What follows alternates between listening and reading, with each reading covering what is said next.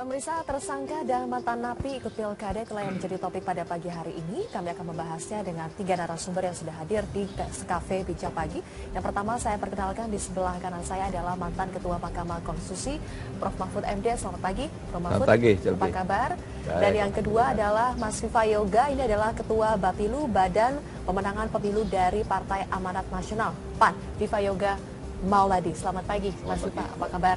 Dan yang ketiga adalah peneliti dari Indonesia Corruption Watch, ICW, dengan Mas Ade Irawan. Selamat pagi, Mas Ade, apa kabar semuanya? Baik. Semoga baik-baik saja, karena kita Amin. topik pada hari ini cukup agak berat, tetapi mudah-mudahan bisa mencerahkan bagi para pemilih nanti. Pemirsa, sebelum kita bahas, kita simak dulu informasi berikut ini.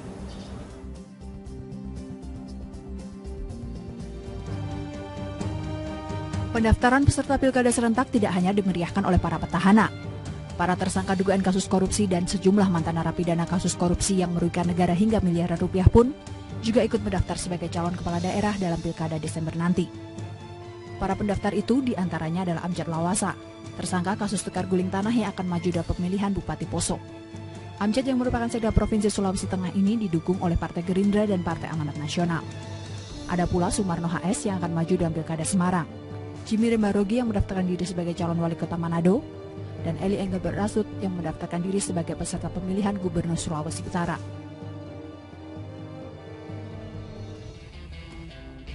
Secara aturan tidak ada yang salah dalam pendaftaran ini. Selama belum ada putusan inkrah dan belum ditahan, mereka yang berstatus tersangka boleh ikut mendaftarkan diri sebagai kontestan pilkada. Begitu pula dengan mantan narapidana.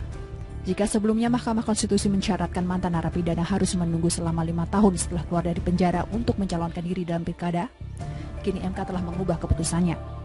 Mantan narapidana diperbolehkan langsung mengikuti pilkada. Peneliti Indonesia Corruption Watch atau ICW, Donald Faris mengatakan, pragmatisme parpol menjadi penyebab tersangka atau mantan narapidana bisa ikut sebagai peserta pilkada. Partai politik disebut hanya memperhitungkan calon yang memiliki uang dan elektabilitas tinggi, tanpa mempertimbangkan integritas dan rekam jejak yang bersangkutan. Hak politik memilih dan dipilih memang melekat di diri tiap warga negara. Namun di tengah gencarnya upaya pemberantasan korupsi di segala lapisan, apakah sebanding jika rakyat sebagai pemegang suara dan pilkada nanti justru diberikan pilihan calon pemimpin yang pernah mengusik hak kesejahteraan mereka? Tersangka dan mantan napi ikut pilkada, pragmatisme parpol dalam menyeleksi calon kepala daerah. Kami akan langsung membahasnya. Pemirsa, saya ke Prof. Mahfud dulu. Prof. Mahfud, saya baca di sejumlah artikel Anda ini menyayangkan putusan MK yang menjadi cikal bakal bisa mantan napi akhirnya maju dalam pilkada. Kenapa, Prof? Ya, sebagai warga negara saya sekarang ini menyayangkan karena begini kan, memang orang yang sudah pernah dihukum itu kan ya sudah menebus kesalahannya.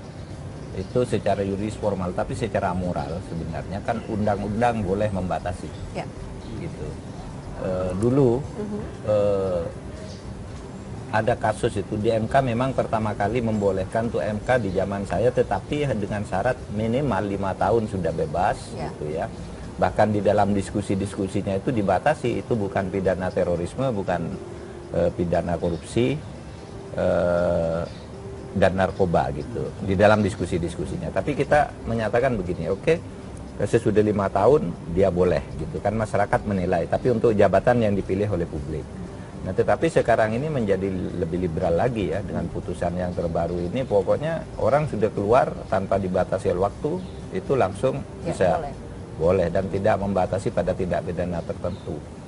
Lah, saya merasa ini ngeri ya, kalau suatu saat koruptor-koruptor sekarang mananya kan bukan hanya puluhan miliar, sudah ratusan miliar, triliunan kan.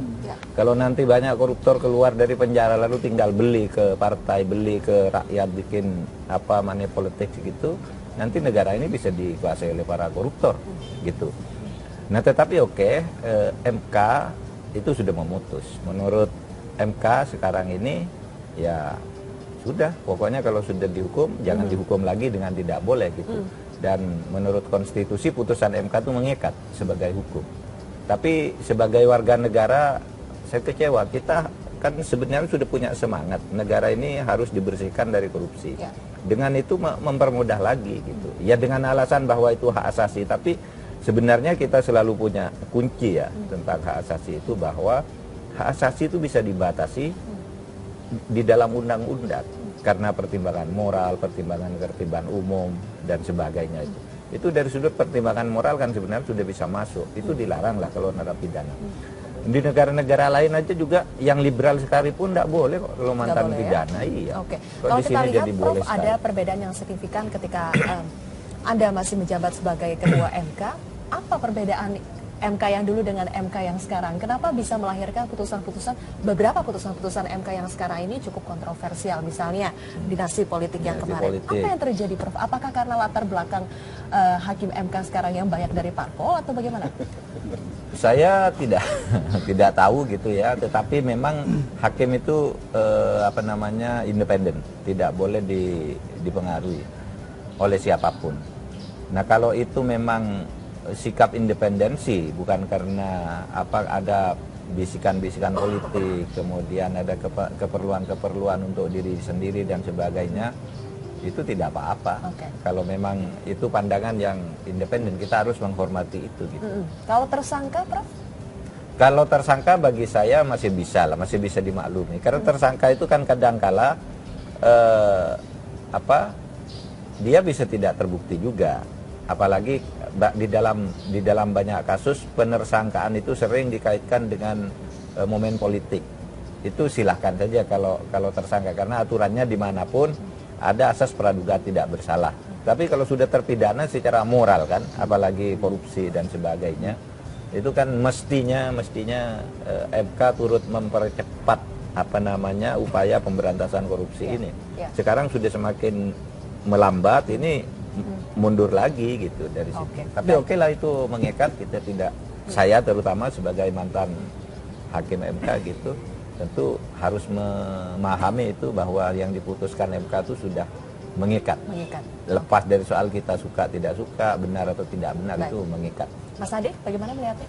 Ya, sama seperti Pak Mahfud, kami kecewa paling tidak keputusan ini membuat upaya yang sebelumnya ingin membuat sanksi sosial kepada napi gitu ya, akhirnya batal gitu ya. Lebih kecewa lagi ketika partai politik menggunakan putusan MK ini untuk mendorong kandidat napi ini menjadi kepala daerah. Sebenarnya keputusan MK tidak akan punya pengaruh apapun kalau kemudian partainya memiliki semangat anti korupsi. Dia tidak memberi pintu atau memberi perahu kepada kandidat tersebut untuk maju dalam pemilu kada.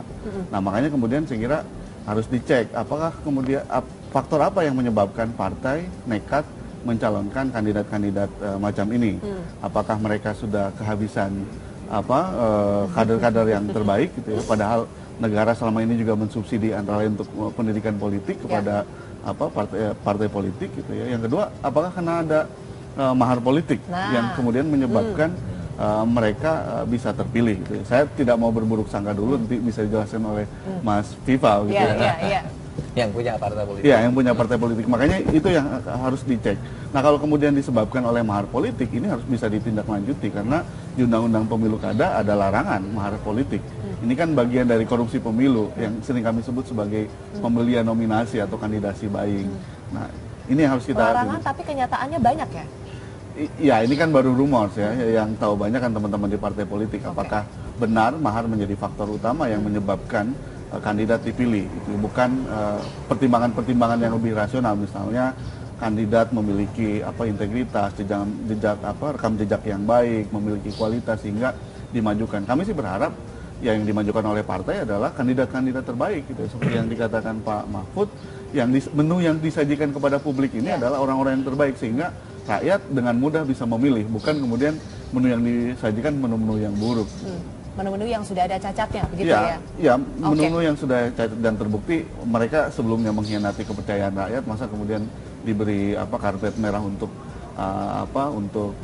maju lagi. Dan saya kira kandidat macam ini gitu ya, sekali lagi bukan untuk berburuk sangka, memiliki potensi yang jauh lebih besar untuk mengulangi hal yang sama dibanding kandidat-kandidat yang memiliki rekam jejak yang lebih baik. Mas Viva, silakan dijawab. Kenapa parpol memberikan perahu kepada calon? Jadi dari tafsir teologis sebenarnya DPR sebagai pembentuk undang-undang dalam pasal 7 ayat G Undang-Undang Nomor 8 tahun 2015 tentang pilkada itu dibatalkan oleh MK.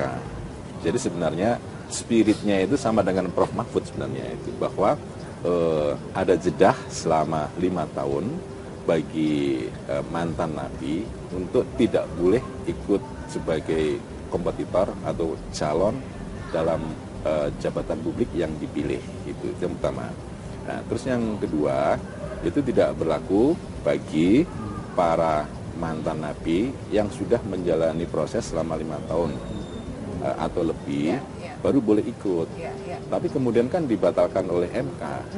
Jadi spirit dari DPR sebenarnya sama sebenarnya dengan MK.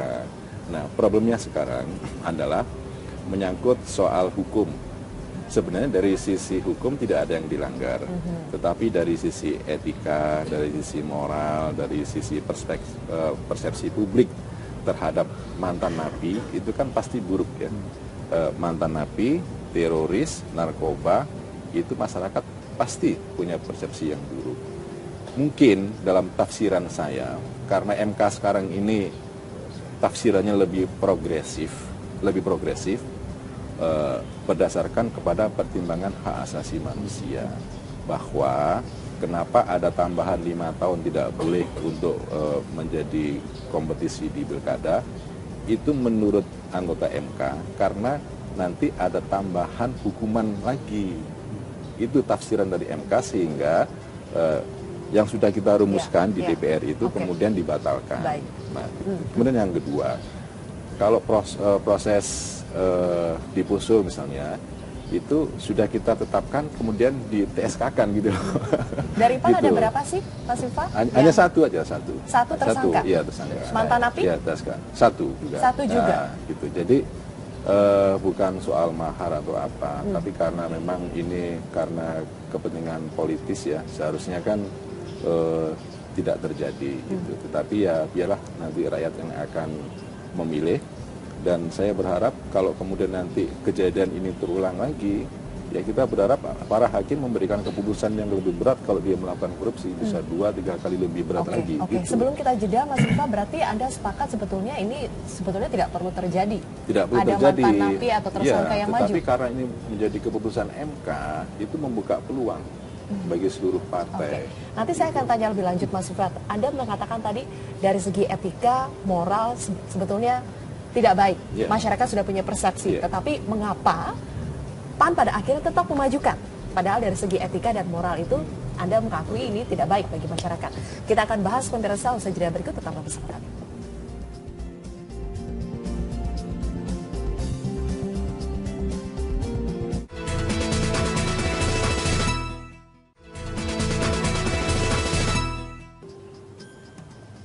Kita lanjutkan lagi pemirsa, Mas Viva langsung dijawab. Tadi Anda mengaku bahwa ini secara etika dan moral tidak baik, tapi kenapa PAN tetap memajukan? Dari 269 ternyata PAN hanya satu. Kalau dibilang kecolongan juga tidak baik, tapi ini menjadi koreksi kita lah. Dan kita juga berharap biarlah rakyat dan publik yang menilai, dan juga ada efek jerah karena mereka sudah menjalani proses hukum dan tidak ada undang-undang yang dilanggar, karena itu sudah menjadi keputusan MK yang bersifat final dan mengikat. Apabila MK tidak memutuskan itu, pasti juga akan tertutup peluang untuk itu, ya kan? Gitu.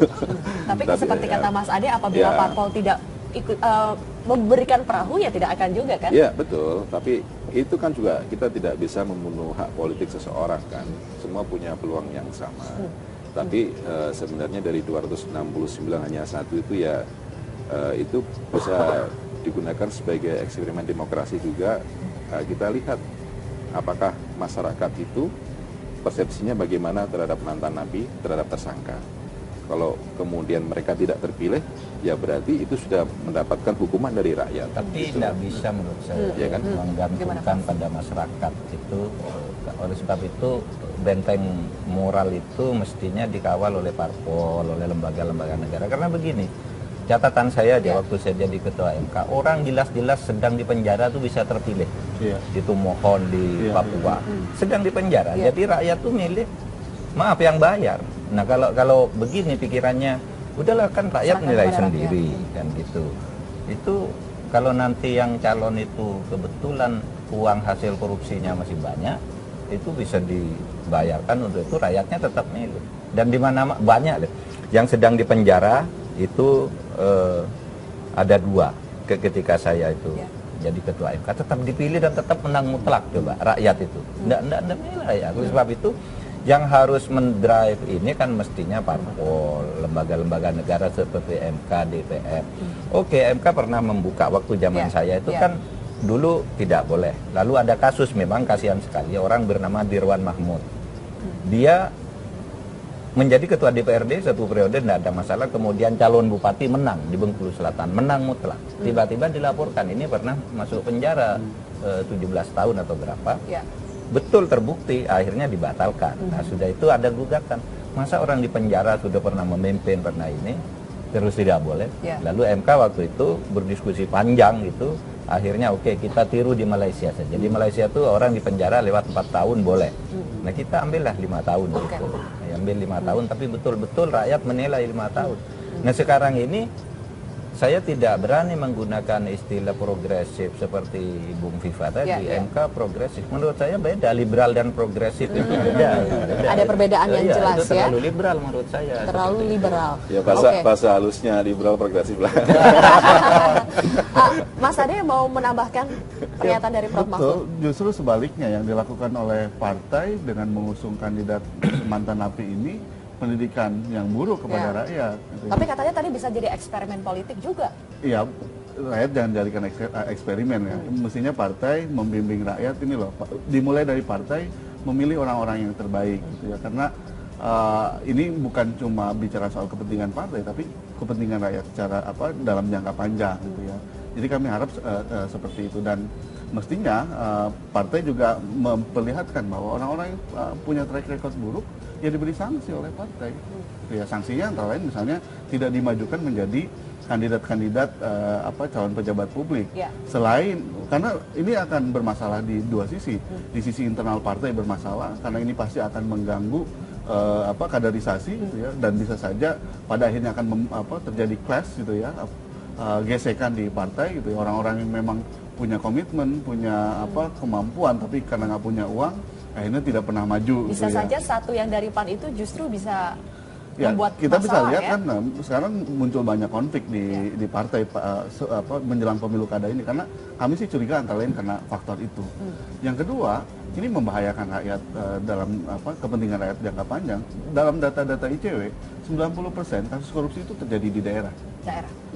Dan faktor kepemimpinan dalam hal ini kepala daerah ini memerankan peran yang sangat penting gitu. Kalau kemudian kepala daerahnya coba-coba seperti istilahnya Mas Pipa tadi, ya bisa saja misalnya ketika dia terpilih karena dia punya uang gitu ya dia akan melakukan hal yang sama gitu, dan korupsi akan makin menjadi di daerah, dan saya kira ini yang sangat disayangkan. Gimana tuh Mas Pipa? Eksperimen politik tapi ini membahayakan juga bagi rakyat. Saya melihat begini, ini fenomena yang menarik, sudah divonis penjara tetapi menang di dalam pilkada, ya kan? Ini kan sesuatu yang menarik.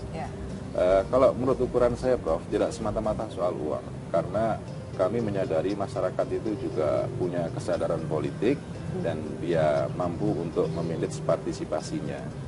Memang kecenderungan untuk money politik itu ada setiap menjelang hari hanya terjadi kenaikan terhadap persentase. Tetapi itu di beberapa daerah selama kita survei di beberapa pilkada itu hanya sekitar 20-30%. Nggak tahu kalau di daerah yang lain ya, gitu. Tetapi bahwa perilaku masyarakat itu beragam. Dia ideologis, ya, meskipun dikasih uang, dia akan ambil uangnya, tapi dia tidak akan pilih. Yang kedua, dia rasional. Dia menitipkan suaranya kepada orang-orang yang kira-kira mampu untuk membawa visinya dia, membawa programnya dia. Terus yang ketiga ini transaksional dia, money viral dia. Ya, jadi ketika ada uang dia pilih, ketika nggak ada uang nggak dia pilih. Ada gitu, penelitian menarik ya kan? dari LIPI ya terkait dengan ini, bahwa ada problem democratic behavior di kita, bahwa rakyat tidak tahu kenapa ada pemilihan, kenapa harus memilih, dan siapa yang harus dipilih. Makanya itu tugas kita semua termasuk partai politik untuk mencerdaskan gitu ya. Nah, dengan diusungnya kandidat-kandidat macam ini seperti saya katakan tadi, ini justru malah memperburuk. Ini tidak mencerdaskan. Betul, bukan mencerdaskan rakyat. Ini kan sedang dalam proses nih, demokrasi di kita berbeda dengan di negara-negara yang lain. Mungkin saja negara yang lain yang demokrasinya sudah maju, lebih matang, ketika dikasih pilihan orang-orang yang buruk, ya pasti dengan sendirinya orang buruk tersebut tidak dipilih. Bahkan bisa saja partai yang mengusungnya pun akan diberi hukuman itu ya, dalam pemilu-pemilu yang lain misalnya tidak akan dipilih gitu ya. Nah, ini ada problem yang lain yang memang harus sama-sama kita selesaikan, dan saya kira bukan cuma tugas partai, tapi tugas kita semua untuk meningkatkan Iya, satu ini Tuhan Maha Pengasih dan Maha Pengampun lah. Ya, jadi kalau dia sudah melakukan kesalahan, jangan lagi terulang yang kedua kalinya gitu. Dan persepsi publik ya, kemudian selamanya dia buruk, tidak boleh juga begitu kalau menurut saya. Dia sebagai warga negara Indonesia, dia punya hak politik yang sama dengan kita semuanya. Problemnya dia pernah melakukan kesalahan, ya kan, dan harus dihukum, betul. Karena supremasi hukum harus ditegakkan. Saya minta nanti Mas Viva menjawab, ada potensi berulang-ulang. Jadi biasanya yang sudah melakukan kejahatan, potensi untuk melakukan kejahatan yang sama itu besar. Saya ingin tanggapan Anda nanti, termasuk juga soal putusan MK. Ini juga alasan yang dipakai oleh MK juga, bahwa kalau kita membatasi itu kan sebetulnya seperti menambahkan hukuman, padahal itu domain pengadilan. Nanti saya akan minta tanggapannya dari Prof. Mahfud juga. Pemirsa, tetaplah bersama kami.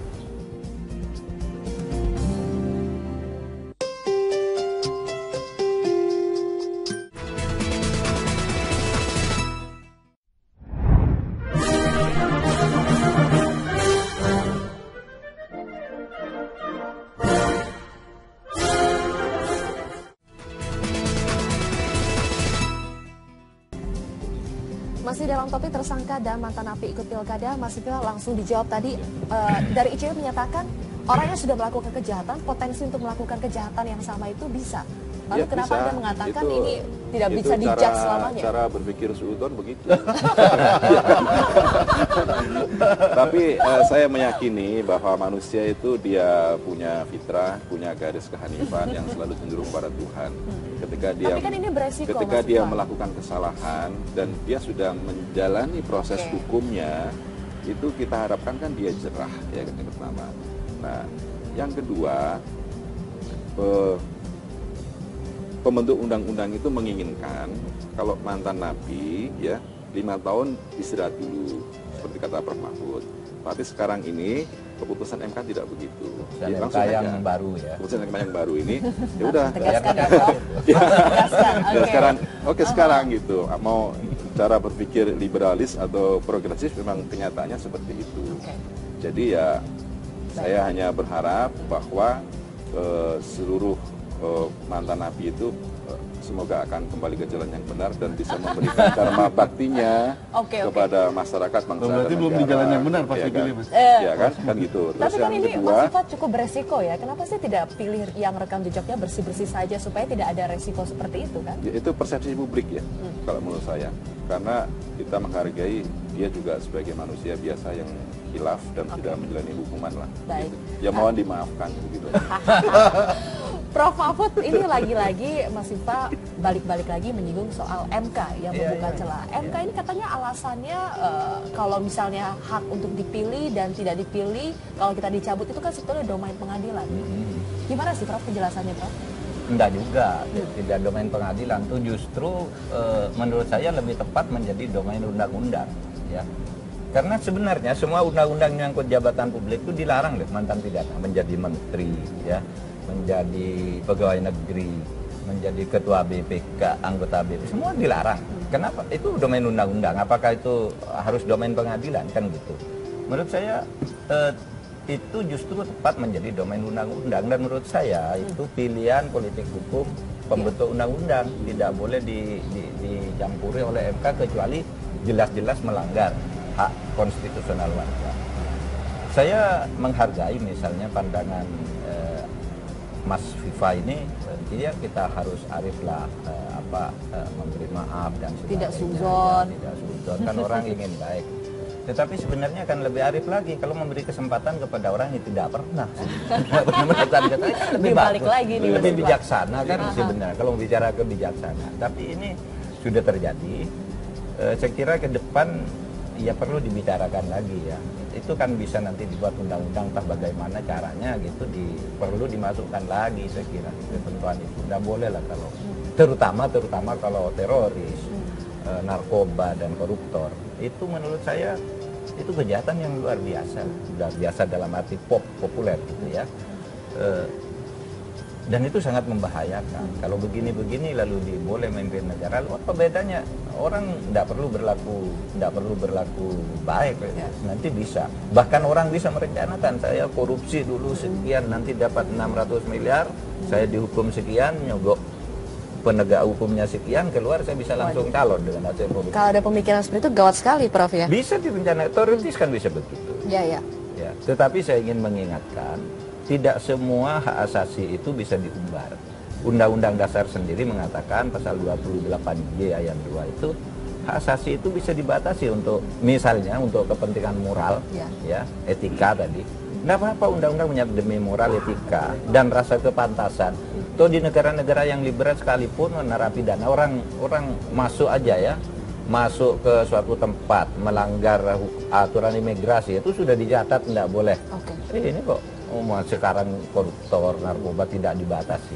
Minimal ya dibatasi lah. Misalnya delik-delik umum gitu ya, kriminal umum boleh dengan tetap syarat misalnya 5 tahun. Nah yang seperti narkoba itu kan sangat berbahaya. Terorisme itu sangat berbahaya. Korupsi lebih berbahaya gitu. Kenapa kalau itu tutup aja selamanya? Kalau kita memang punya komitmen untuk pemberantasan korupsi. Dan itu dulu yang kami diskusikan waktu tahun 2009. Ngomong-ngomong soal komitmen, dengan adanya putusan MK ini banyak juga pada akhirnya Prof yang mempertanyakan soal komitmen MK. Kritik seperti apa yang bisa kita berikan ke MK supaya putusan-putusannya ini tidak pada akhirnya membuka celah-celah seperti ini. Jangan sampai ada seperti kata Prof Mahfud tadi, bisa membuat koruptor justru sudah merencanakan aksinya dalam jangka waktu yang panjang. Saya akan minta tanggapannya dari Mas Ade, tapi kita harus jeda terlebih dahulu, termasuk nanti kita akan tarik kesimpulan dari perbincangan hari ini. Pemirsa, tetaplah bersama kami.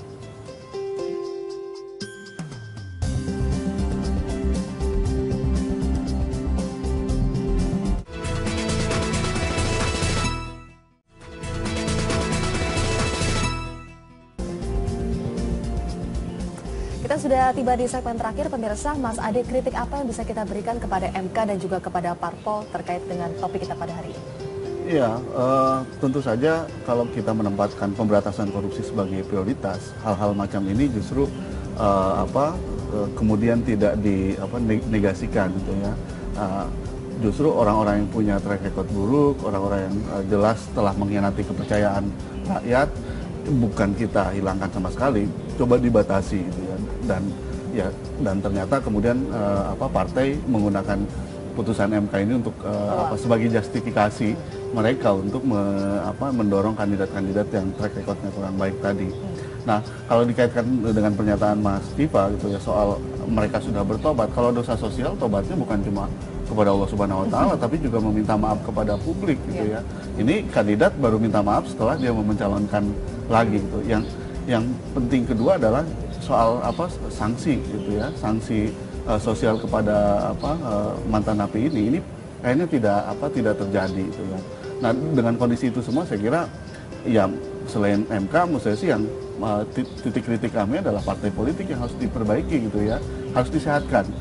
Kita semua harus punya kepentingan untuk menyehatkan partai politik gitu. Karena partai tempat lahirnya para pejabat publik gitu ya. Kalau partainya kemudian tidak sehat, demokrasinya tidak jalan, kaderisasinya tidak jalan, kaderisasi pejabat publik juga tidak akan jalan, dan ini akan berbahaya bagi masa depan negara ini. Jadi ya tidak ada jalan lain sekarang gitu ya. Kalau kemudian MK sudah membuka ruang yang lebar ya, kita harus kuatkan partai, kita harus sehatkan partai supaya tidak sembarangan memilih gitu ya, dengan justifikasi meminta maaf kepada Allah Subhanahu Wa Taala. Oke, baik Mas Ade. Mas Viva, gimana nih pendidikan politik seperti apa sih yang PAN ingin berikan kepada kami percaya bahwa rakyat itu sudah cerdas untuk memilih, dan beberapa pengalaman menunjukkan bahwa tidak semata-mata hanya soal uang kemudian rakyat memilih, karena perilakunya kan juga bermacam-macam. Itu yang pertama. Yang kedua, memang putusan MK soal pilkada ini sungguh-sungguh mengagetkan, bukan hanya soal napi, tetapi juga soal petahana dinasti. Nah, itu juga merubah konfigurasi politik yang ada di partai-partai politik. Idealnya memang ini supremasi hukum harus ditegakkan dan MK itu menjadi pengawal konstitusi, ya, yang tidak boleh multi tafsir, tetapi tafsirnya tunggal untuk masyarakat, bangsa dan negara. Dari Parto, apakah ini juga akan menjadi koreksi ke depannya? Ya, kita akan mengkoreksi terhadap hal-hal yang menyebabkan bisa menjadi opini publik yang negatif. Dan yang kedua, proses demokratisasi itu juga akan terus kita kawal dengan perbaikan-perbaikan yang tentunya bisa membawa manfaat buat masyarakat, bangsa dan negara. Terakhir, Prof. Mahfud, ini sudah putusan MK, sudah mengikat, sudah final. Kita kuncinya sekarang di rakyat. Bagaimana? Iya, saya kira kalau rakyat sih tinggal bagaimana parpolnya sebenarnya tadi ya, memilih calon. Tetapi saya melihat sebagai instrumen hukum, saya kira ke depan masih bisa dibicarakan lagi. Karena misalnya dengan membuat undang-undang, jangan dikatakan itu sudah putusan MK, nggak bisa. MK sendiri banyak berubah-ubah putusannya. Misalnya tentang calon pemilu, pilkada itu pemilu atau bukan, putusannya berubah-ubah juga. Mengadili apa tidak, putusannya berubah-ubah juga. Ini juga jangankan putusan MK, kalau gitu demi kemaslahatan kita bisa ketemu lagi untuk menyiapkan undang-undang di depan. Ini ada pembatasan tertentu, jangan sembarang napi boleh dianggap langsung melakukan tobat sosial gitu. Ada yang berbahaya gitu, potensi. Nah itu, saya agak beda Pak dengan soal petahana. Kalau orang keluarga petahana itu mau calon, kan dia tidak punya dosa apa-apa, dia tidak minta lahir bersama petahana, masa hak asasinya ditutup sebelum melakukan sesuatu. Beda dengan narapidana, dia sudah melakukan sesuatu. Intinya kita bisa siapkan instrumen hukum saya yang kira lebih mantap bisa, lagi ya. Bisa. Baik, terima kasih banyak Prof. Mahfud MD, Mas Vivayoga dan juga Mas Ade Irawan atas waktunya. Kita harapkan nanti yang terbaik, rakyat juga akan semakin cerdas dalam memilih. Pemirsa, masih ada satu topik perbincangan yang akan dibahas oleh Iqbal Himawan dalam Bedah Editorial Media Indonesia. Iqbal, silakan. Ya, baik, terima kasih Sylvia, dan pemirsa, kami akan kembali sesaat lagi dengan pembahasan dalam Bedah Editorial Media Indonesia. Tetaplah bersama kami.